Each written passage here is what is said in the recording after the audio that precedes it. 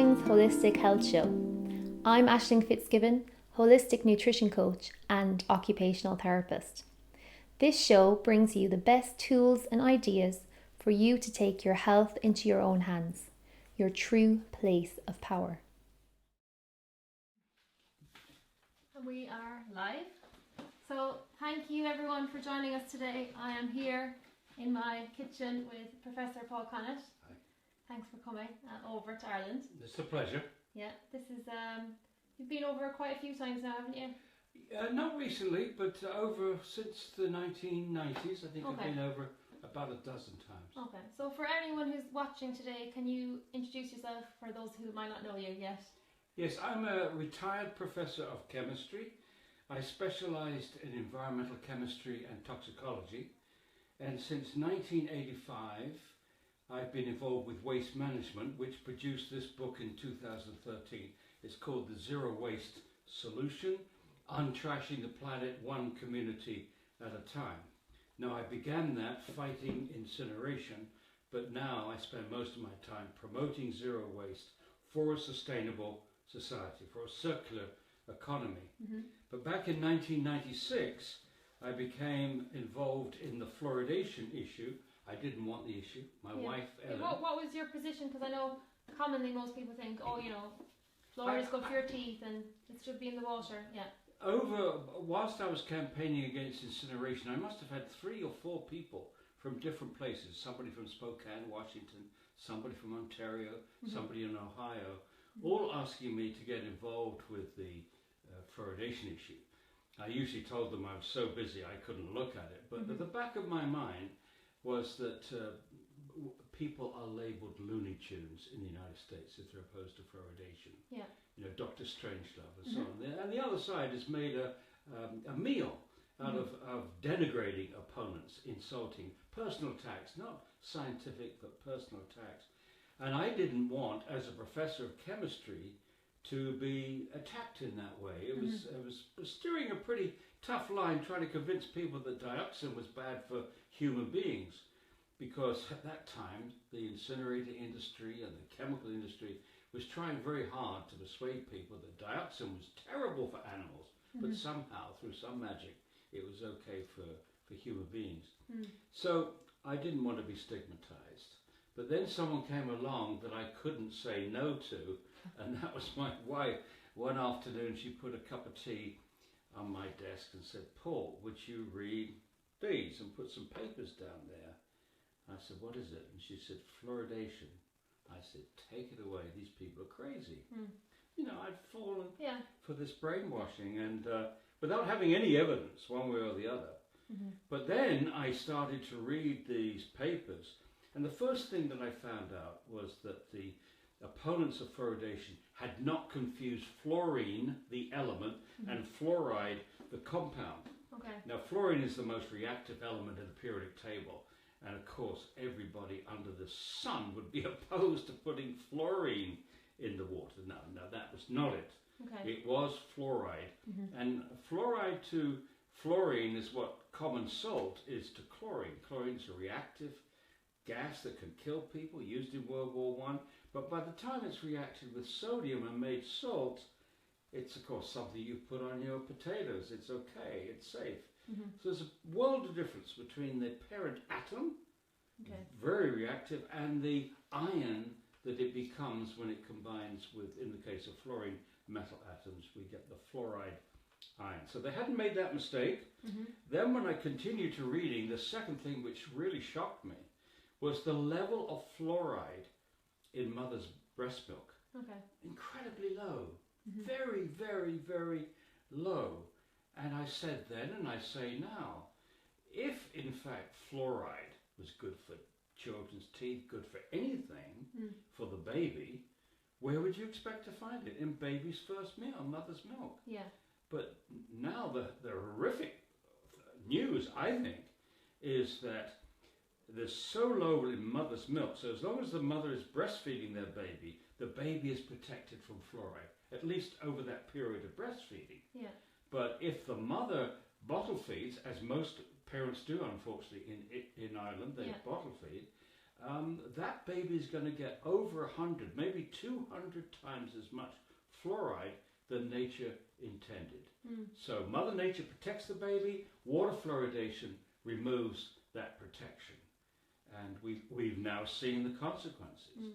The first thing that we see with fluoride when children swallow it, before their permanent teeth have erupted, is they get a condition called dental fluorosis, which in its mildest form is little white patches or streaks on the teeth. In its very mild form. But as it goes from very mild to moderate to severe, a higher percentage of the enamel is impacted, and then it by the time you get to severe, the teeth are brittle. But before that, the mild to moderate, the teeth can get stained. Okay. And now, they said when they started fluoridation in 45, that only about 10, maybe 15% of the children would get dental fluorosis in its very mild form, which they assured everybody only dentists would be able to recognize. Now, the latest figures, over 50% of American teenagers have dental fluorosis, over 50%. That's a lot. So that one side of their equation has not worked out. They felt that by keeping fluoride to about 1 part per million, they would reduce tooth decay without causing too much dental fluorosis. Yeah. But when you've got over 50% of the children impacted, clearly that hasn't worked. Whether or not it's reducing tooth decay, the other side of the bargain, is debatable. Okay.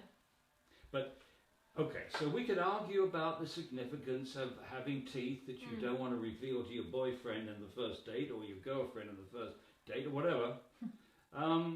Regardless of that, what dental fluorosis is telling us, this is the first sign that the kid has been overexposed to a toxic substance. So what else is it damaging? What is it doing to the baby's growing brain cells, the thyroid gland, the bones? It's not just teeth that babies have. Babies have all these other tissues. So we've got clear evidence that the growing tooth cells are being damaged. What about the other tissues? And that's just the visible, what you can see visibly, isn't it? They can't deny dental fluorosis because you can see it.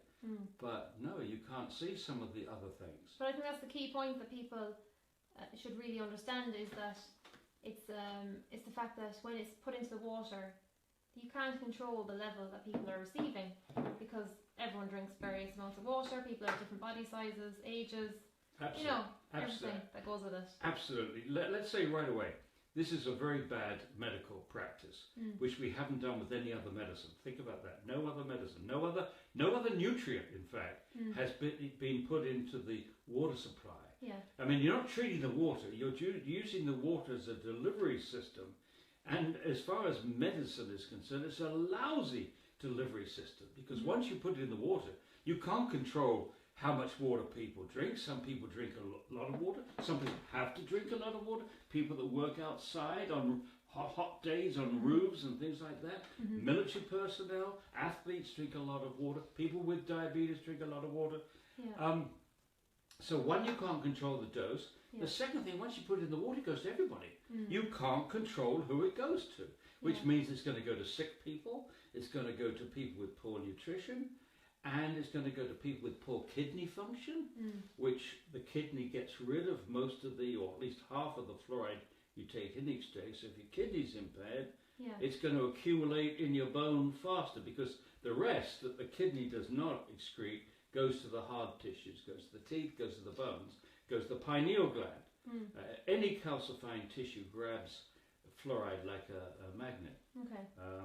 I suppose most people, if you say to them initially, they might say, well, I'm fine, they kind of think, well, I feel fine, because if you say, oh, there's a toxin in the water, they tend to think, oh, I feel poisoned, or, they think that it's this dramatic thing. But can you notice or mention how, maybe some people in the population are more sensitive to that and do have ill effects from it? Well, let me say, there's no question about that. That is totally predictable.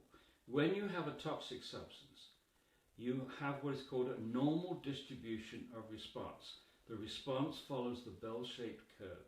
Most people will have an average response. Okay. And then over here, and the tail of the curve at this end, there will be people that are particularly resistant to fluoride. They're very robust. You probably give a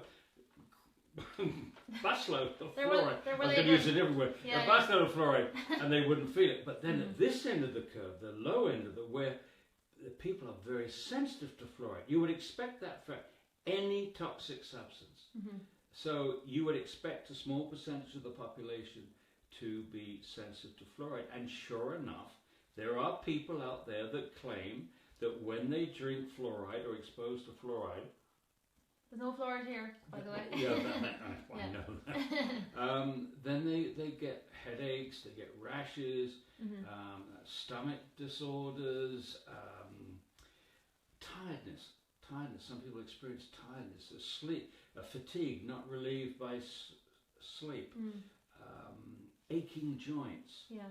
Now, what's interesting from the person's point of view, they don't have any idea what's causing this. When they go to doctors, most of the treatments don't work. But when they leave town and go to a non-fluoridated community, suddenly these symptoms clear up. And then when they come back to the fluoridated community, it starts up again.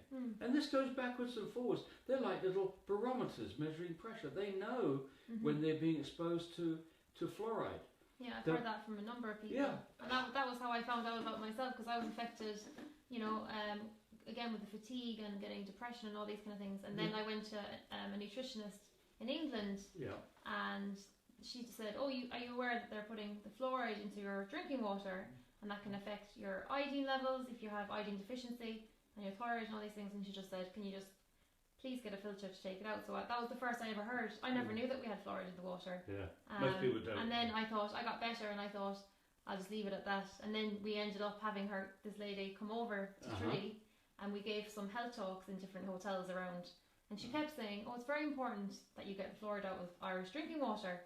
And I was thinking, okay, so that kind of led me down the path that I'm on now, which is really, working towards actually getting it taken out completely at source. Now, isn't it interesting that you've taken this issue more seriously, you as an individual, have taken this issue more seriously than the Irish government with all their experts, because neither Ireland nor any of the other fluoridating countries have ever studied scientifically the people that claim that they are sensitive to fluoride. They've never subjected them to large studies where they are given placebos or not fluoride and so on. Double-blind studies. They have the government. I mean, this is just one aspect of irresponsibility of your government. This government, Ireland, is arrogant enough, this government since 1964, arrogant enough to force this practice on everyone, including people that have expressly said that they don't want to swallow fluoride, including people that are too poor to actually afford avoidance measures like reverse osmosis or bottled water or what have you. They're prepared to force this on the community without studying the community. There's hardly... And I think a lot of people would be under the impression that if something is being, an ongoing practice, that it they would wouldn't be studied. do this. They wouldn't do this if they thought it hurt us. Well, one of the ways they protect themselves, they're not doing the studies. That's it. Here you've had mandatory fluoridation in one of the very few countries in the world that have mandatory fluoridation. There are many more countries that have voluntary fluoridation, where it's determined one community at a time. Even that, I don't think is ethical. Because you shouldn't be able to determine what medicine your neighbour takes. But they're allowing that to happen via votes, referenda in certain places. No, taking a medicine is an individual responsibility. That individual should get informed consent. Let me put it another way. The Irish government, or the health department, is doing to everybody in Ireland what an individual doctor can do to no one. Not one single patient in Ireland. A doctor cannot say to you, I've put something in this water which I think is good for you, drink it.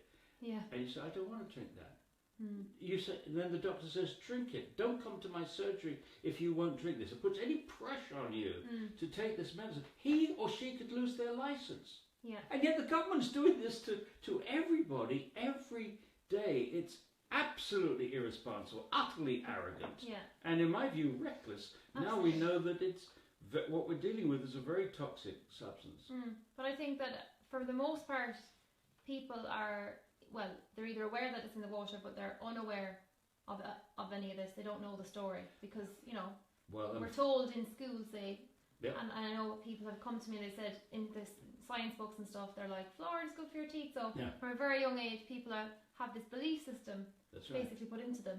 And then as adults, they're kind of saying, oh, well, obviously it's good, isn't it? Well, it's supported by the government not doing any studies of any significance. It's supported by dentists. By and large, although we know a lot of dentists are against fluoridation, but they are too frightened to speak out from it because of reprisals from their professional bodies. But dentists are only taught one side of this issue at dental school. Doctors are only taught one side of this issue in medical school. And by and large, the media here is asleep. I don't know where investigative journalism has gone, but well, it was here. I do remember a few years ago, a journalist called Adrienne Murphy, I believe, writing in Hot Press. Yeah. She did a wonderful series of articles. She really did what a journalist should do. But she's disappeared, which is very, very sad. But you're right. Apart from getting the information from internet, websites like ours, fluorideaction.net, make sure you spell fluoride right. It's F-L... U, O, not O-U, not flour. And everybody makes that mistake. Everybody. Yeah. I'm sure I've done it once or twice too. But it's fluoride. Fluorideaction.net. Wonderful health database, all the information that you could want. But citizens have to reach for it. You have to work for it to get this information. For it, don't you? You have to go digging. And going back to this is a very bad medical practice. Okay, we've got three arguments. Number one, this is for any medicine now. Not just fluoride, for any medicine. You shouldn't put it in the water because you can't control the dose. You can't control what people drink, how much people drink. You can't control the fluoride they're getting from other sources. Secondly, we are giving it to everyone willy-nilly of their health, nutritional status. That is a no-no. And finally, you are violating the individual's right to informed consent. That will be true of any medicine. But it's particularly worrying for fluoride because there's no evidence that swallowing fluoride does any good. It's not a nutrient. You know, to demonstrate a substance is a nutrient, you have to starve an animal of this substance. And if it's a nutrient, they'll develop a disease. For instance, if you starved a human being of vitamin C, we would get scurvy. And for every vitamin, that's true.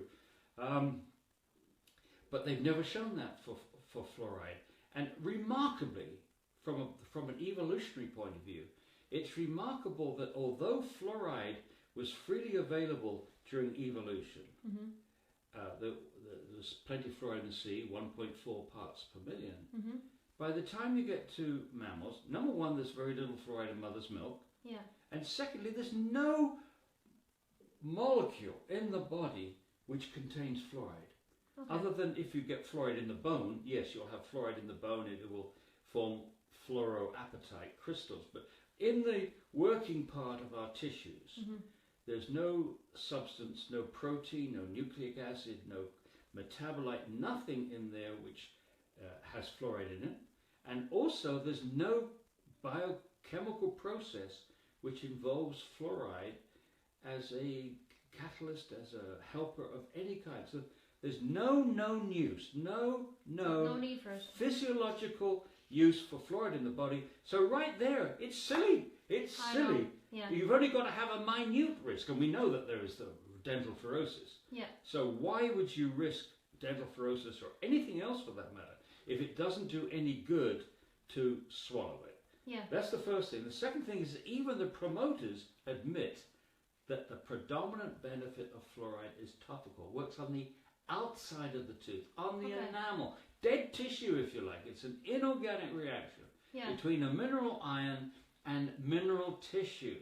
It's not a biological thing, it's a topical thing. So topical, so there's no rationale for us to ever swallow consume it. No, not at all. Well, from hearing that alone, if I was in a position where I could change that legislation, I would be saying absolutely. There's absolutely no need, because just let people know the position of what we're like in Europe. So Ireland is fluoridating the water since the 1964, isn't it? They began. 1964. Today, only 97% of the European population does not drink fluoridated water. There are only 3 countries in Europe that have any significant fluoridation.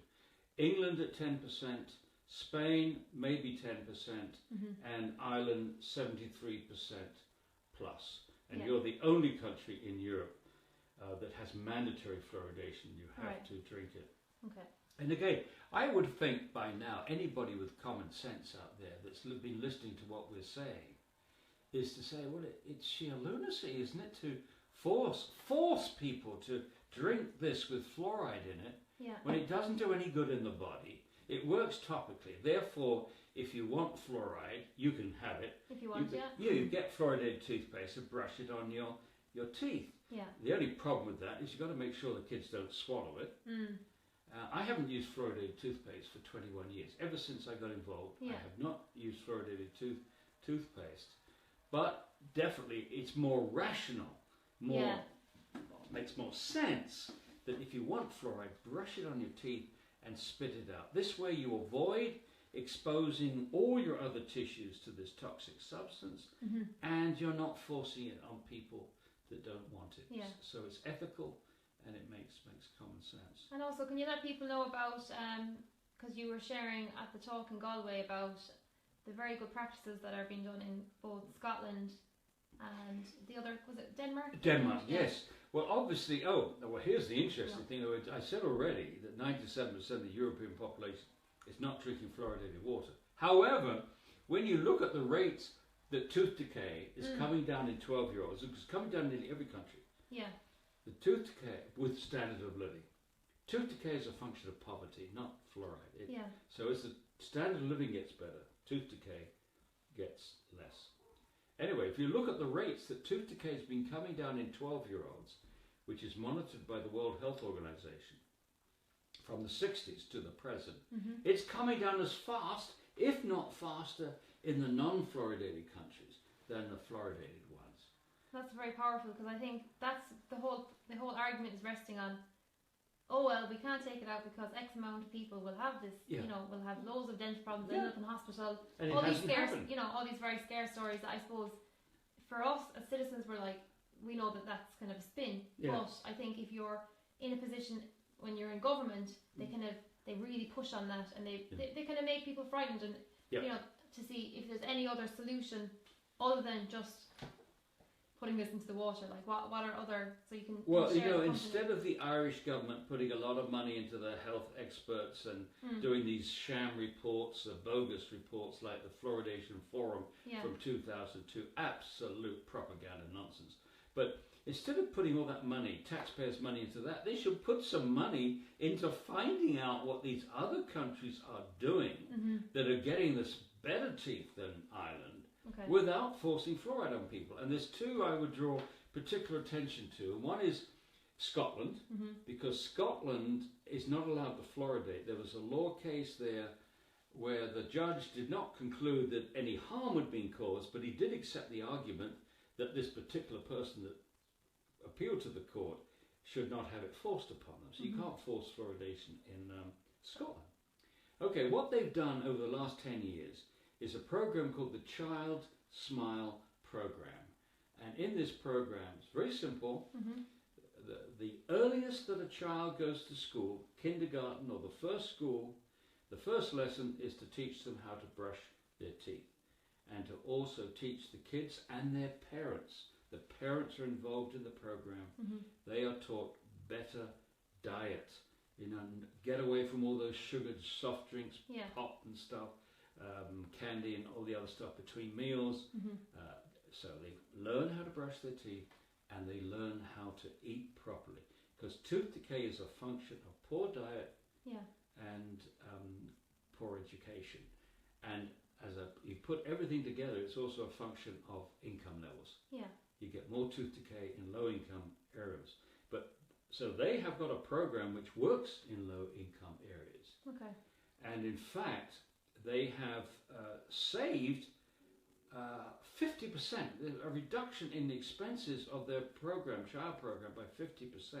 And one of the reasons is that when you involve parents in this issue of tooth decay, how important it is, how important diet is, and so on, then the parent also learns not to abuse bottle feeding. When you fill a bottle with sugared water, fruit juice, milk, even Coca-Cola, then give it to the baby as a pacifier. So the baby sucks on this for hours on end, goes to sleep sucking this. The end result is what we call baby bottle tooth decay.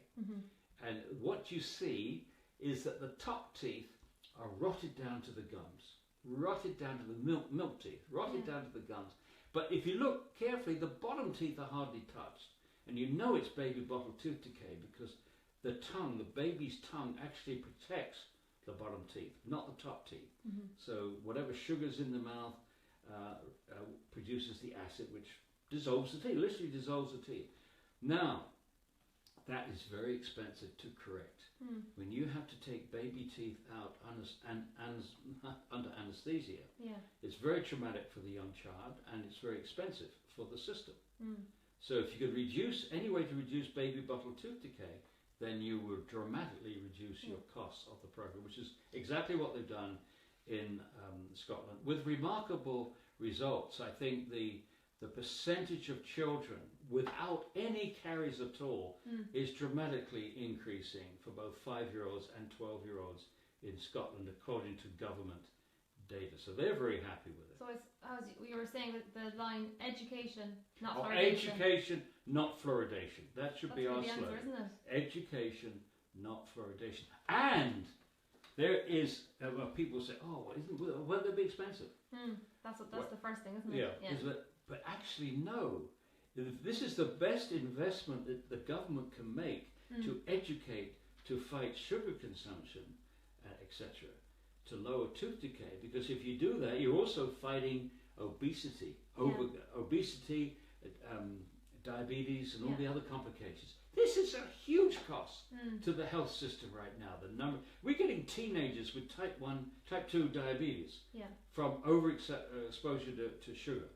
And in fact, I should say this, the sugar lobby has been a big supporter of fluoridation ever since it began. In fact, before it began, before the US Public Health Service endorsed fluoridation in 1950, before any trials had been completed, not very scientific, the sugar lobby in 1949 said we need to find a way to reduce tooth decay without reducing sugar consumption. So they were primed for the fluoridation magic bullet, and then they got professors at places like Harvard to go out promoting the benefits of sugar as a nutrient and promoting water fluoridation.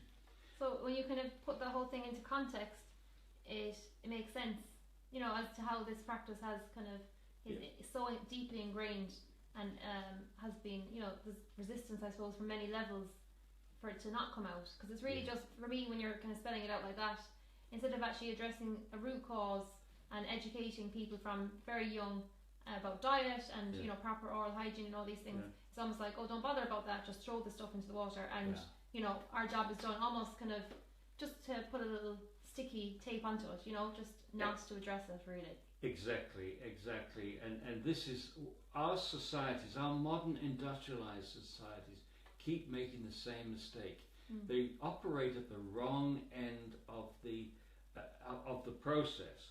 For example, with medicine, instead of teaching people good nutrition and good habits, social habits, exercise and so on, they wait until the person gets sick and then they give them pharmaceuticals. You're working at the back end, not the front end. And with the same, instead of fighting the causes of tooth decay, we give this poison in the drinking water to try to prevent the tooth decay once it's happened.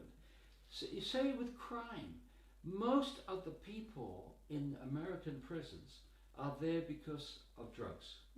So instead of dealing with the drug problem, we just put people in prison for years and years and years, And again, the economics are also equally bad, because to keep a prisoner in an American prison costs more than sending them to university.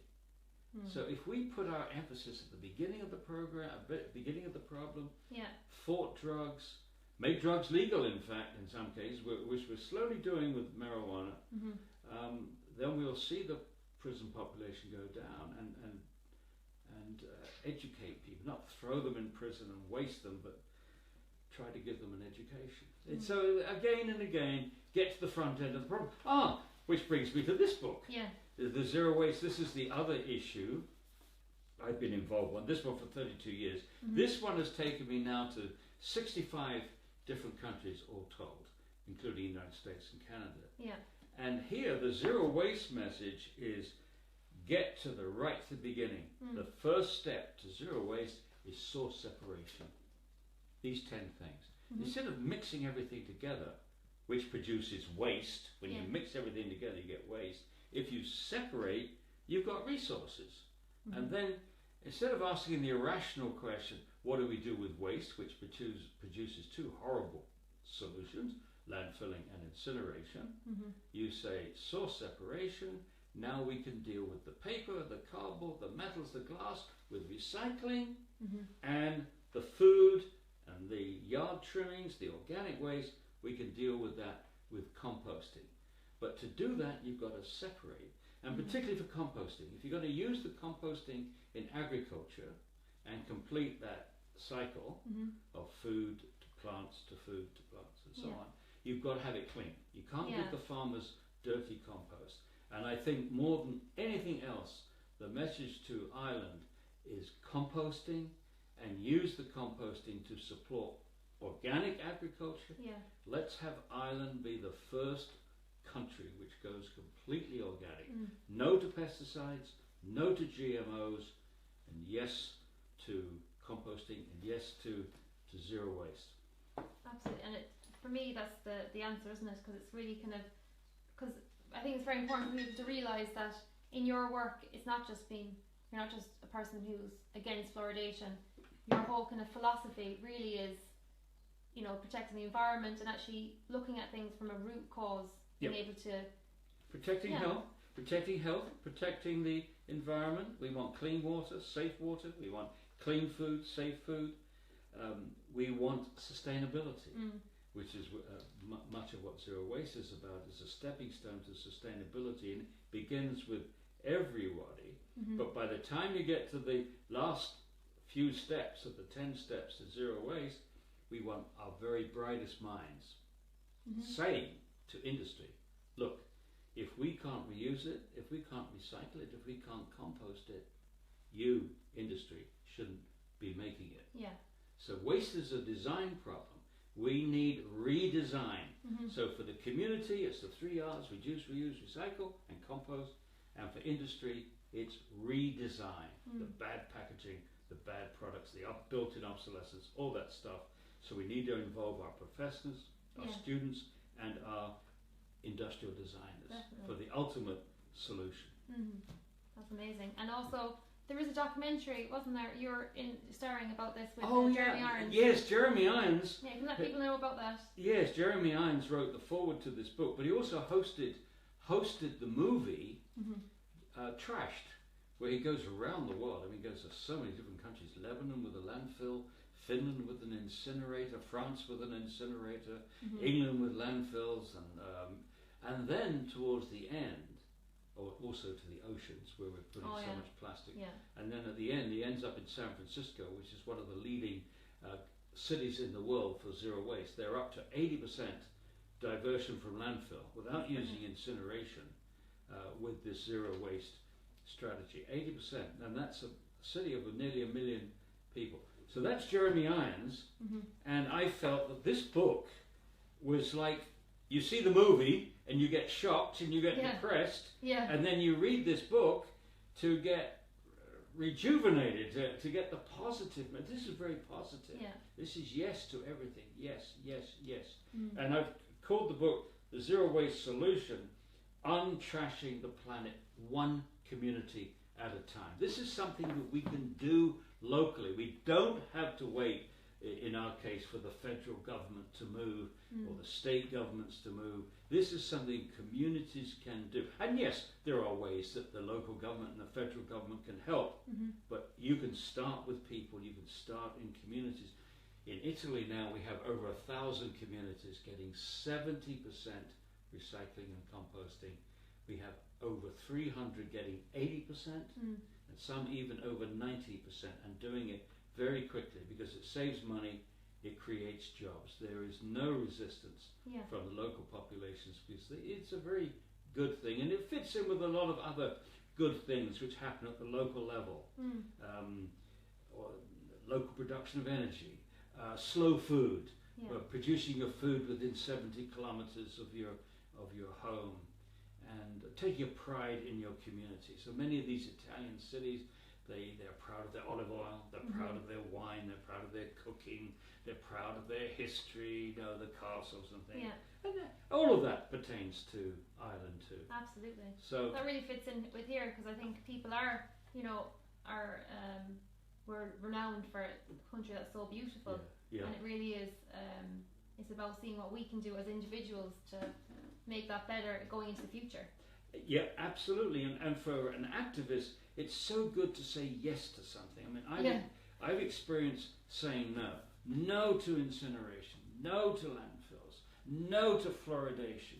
It's no. If you say no all the time and you've got nothing positive to build on, it drains your own energy, it drains your own psyche. You've got to have something positive.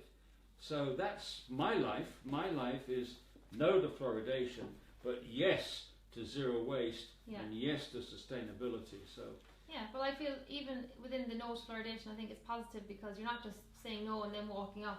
You're actually showing people the solution from the very origin, which is with children, directing education towards them, which is the only actual argument at this moment in time. I think when it's really pushed and it's debated, it comes down to, we're putting it in for people who are lower income, and as you can see, the model in Scotland is working, they're saving money, and it has a side effect of helping general health, reducing all the different Western diseases that we're seeing. So it's a win-win for everyone. It is, and hopefully what comes out of this is that we've got to get integrity back into government and back into science, because the promoters of fluoridation are ignoring good science. They accuse us of being junk scientists, and yet we are the ones who are producing the science. I mean, this book here, The Case Against Fluoride, is written by 3 professors: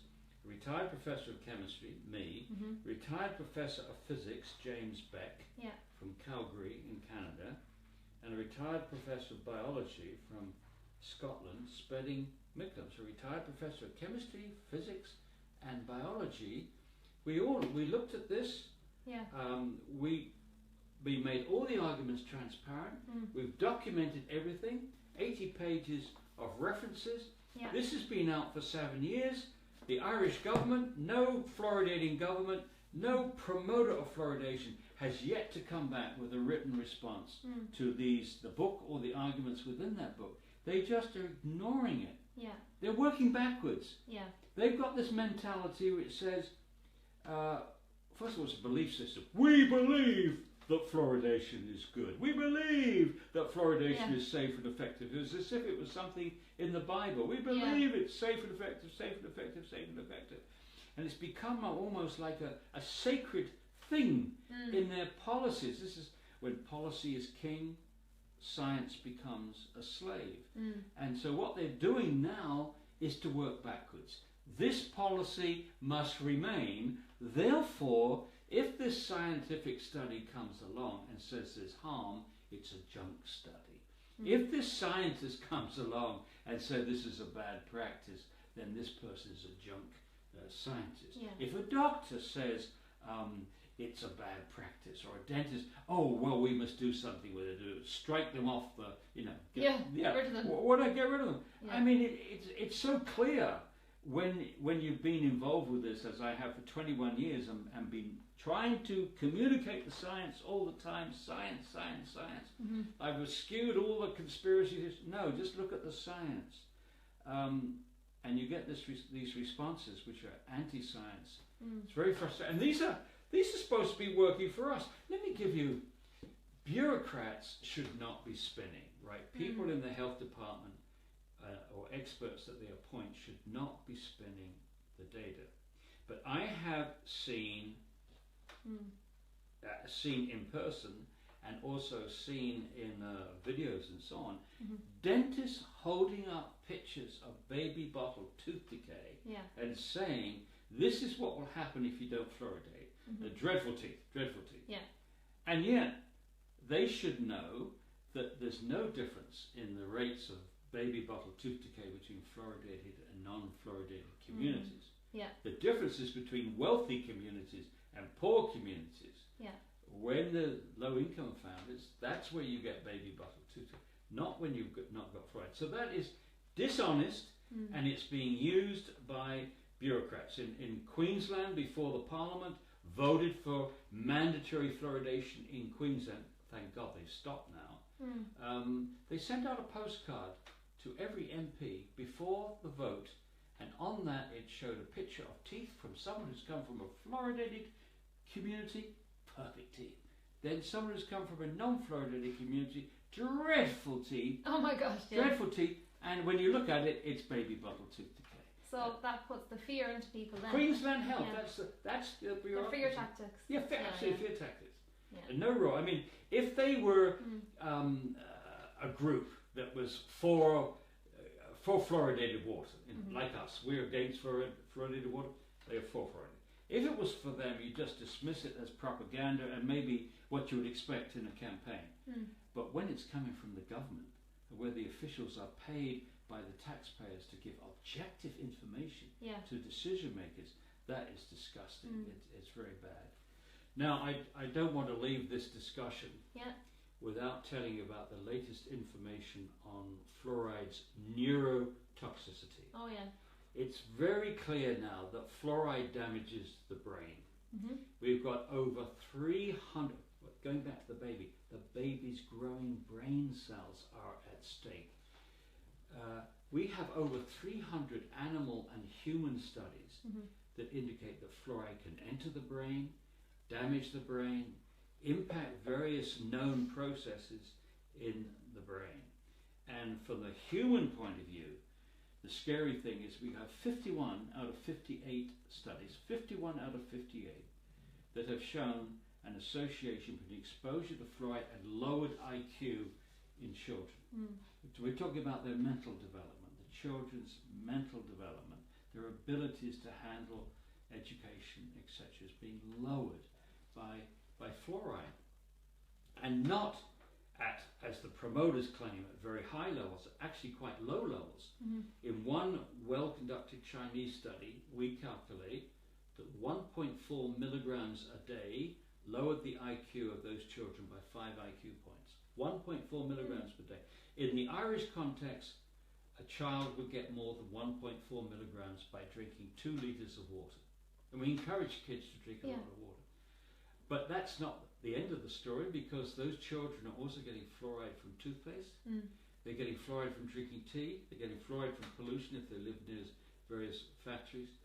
So many children in Ireland are getting over a dose which can lower IQ, and this is particularly serious for children from low-income families. Yeah, and also, as you say, because I think when people say, oh, you know, fluoride lowers the IQ, that people automatically think, well, I'm intelligent, my children are intelligent, but what you're saying is the 5 IQ points, like somebody could have an IQ of 100 and then it goes down to 95, so you wouldn't necessarily notice it.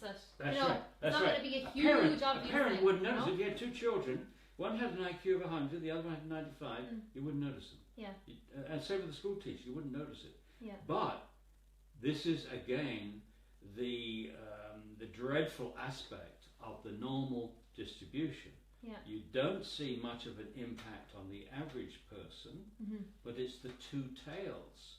Above an IQ of 130, you've got very bright or geniuses. Yeah. Below 70, you have mentally handicapped. Well, if you shift downwards the whole population, and remember this is designed to expose the whole population to this substance. If you shift it down by 5 IQ points, again, we don't notice the average person, but the two tails, you halve the number of geniuses or very bright kids in your society, and you double the number of mentally handicapped. That has huge ramifications for a country in today's world. You need all the bright people that you can get to lead, your design, your industries and everything else. And also, it's a huge cost to society, the more kids that are mentally handicapped, because they're a huge drain on social services. Money. So, if a government has any inkling that there's a substance out there, whether it's in paint or petrol or linoleum or whatever, then you should do, and we have done in the past, do everything we can to get it out. We got lead out of paint, we got lead out of gasoline, and this one is the easiest one of all to get out, because we're deliberately putting in the water. All you need is a strong wrist to turn off the tap at the waterworks. You don't have to put it in. You don't deprive anybody of fluoride, because you can still get it from fluoridated toothpaste, but you don't have to put it in there. It's a reckless, unnecessary thing to do. But as it stands in Ireland, from the campaigning that we've been doing over the past number of years, with myself and then with Owen Boyden from Fluoride Free Towns Ireland, the Fluoride Free Towns movement, which actually pushed for the councils to vote on the fluoride issue. So actually, democratically, if we were following a democratic system here, fluoride would be finished, because actually, wasn't it over 2 million people, the equivalent of, who are represented by the councils, have voted to stop the practice of water fluoridation. I know most people, when they hear the actual truth, or just not all the issues, but when they just hear a few of the issues, it works topically, it's not a nutrient, it's very toxic, when they and you're denying people's individual rights, they're very quickly convinced. In fact, give me an audience in Ireland, and this is, I'm not boasting, but I reckon most audiences speaking in Ireland, 90% of those people are convinced very quickly that this is a bad idea. So if you had, say you had 1,000 people doing what I'm doing or doing what you're doing, instead of one or two, then we'd quickly sweep the whole country. And that's, I think Owen Boyden's idea is actually brilliant on this. Fluoride-free towns, or fluoride-free, voting for fluoridation. Even though they can't change right now the central government, they can say, we as a town do not want you to force fluoridation on us, central government. Brilliant. But that is why they have to keep maintaining that people like you are crazy and people like me are junk scientists. So they keep people away from the information. They keep people away from the science. And you know they don't have the science on their side. If they had the science on their side, this was published 7 years ago, they would have demolished this book. There would be another book out there called The Case for Fluoride. It would have started with this book and just gone chapter and chapter and demolished it. And they've got a whole experts panel to do that. They've got a large number of experts who could have done that. They haven't. Why not? Because they don't have the science. But what they do seem to do, instead of breaking down and coming back with their counter argument, what they do is they just character assassinate. Like yourself, myself, all people that come out in opposition, they're this, they have all the different ways to kind of shut, I suppose, the mainstream down to it. But I think people watching this, you can make up your own mind. You can go on to like fluoridealert.org and go through everything. But it's really, I think it boils down to, as you say, more and more people educating themselves, educating their family, and eventually then, as you said, that is just going to wipe this out of Ireland. And hopefully in America when that happens as well. But at the moment, we have the science, they have the power. But if you get town after town voting against it, then they will lose that power. Another thing that they would do, and I would do if I was the public relations working for their side, you say it's bloody bloody Connett is coming into Ireland again. He's going to be telling all these communities of Florida about. This is what we should do. We'll challenge Dr. Connett to an open public debate. Yeah. We'll get expert X, Y, and Z. Yeah. They will come in and they will show the audience just how bad he is, how wrong he is, that he'll produce this science which shows that he's nonsense. And we'll film the whole thing. Yeah. And then we'll make that film available to every community, every health department in the country, so that when this fellow appears, they can just wave this videotape, look here, he knows nothing, he's an idiot, he's whatever. And they would win. And they would wipe me off the map. I wouldn't be able to function. Exactly, yeah. But who's challenged who to debate? We are challenging them to debate. Bring us on, bring your experts, 1-on-1, 2-on-2. We'll debate anywhere. You can have any moderator. We'll do it on television. We'll do it in a university. We'll do it in a town centre. Anywhere you like, with any moderator, I will debate your experts. They don't come. They won't do it. Why? Why? Because they don't have the science. And they know that I know they don't have the science. Yeah. You know, it's very interesting here, not Ireland, but the United States. In 2003, the US EPA decided they would like to have a debate on fluoridation, just what we wanted, okay? And they phoned me up and said, this was their annual fair in Washington, D.C., would I debate? And straight away I said, yes, of course I will, okay? They then spent the next 3 months trying to find one expert in government or in any of the professional bodies that was prepared to debate me. Not one. Not one. They couldn't find one person in the United States who was pro-fluoridation that was willing to debate me. Well, that tells you everything, doesn't it? Yeah. Yeah. Tells you a great deal. But how do we get that kind of information out to the mass of the people? Ideally, we'd like the newspapers to say this. It'd be great, the newspaper. Although they have to just write the truth. When promoters of fluoridation are challenged by fluoridation opponents, scientists, they will not debate them. And also I've had, obviously with great success with the hot press investigation that was run by Adrienne Murphy. Yes, yeah.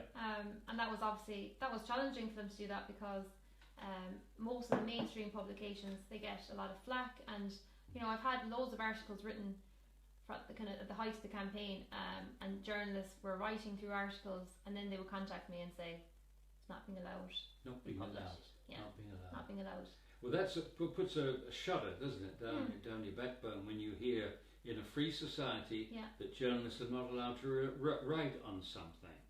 Not a weapon of war or something, not a secret, very secretive thing which threatens the security of the country. No, they're not allowed to write on a particular issue which impacts the population, impacts government policy.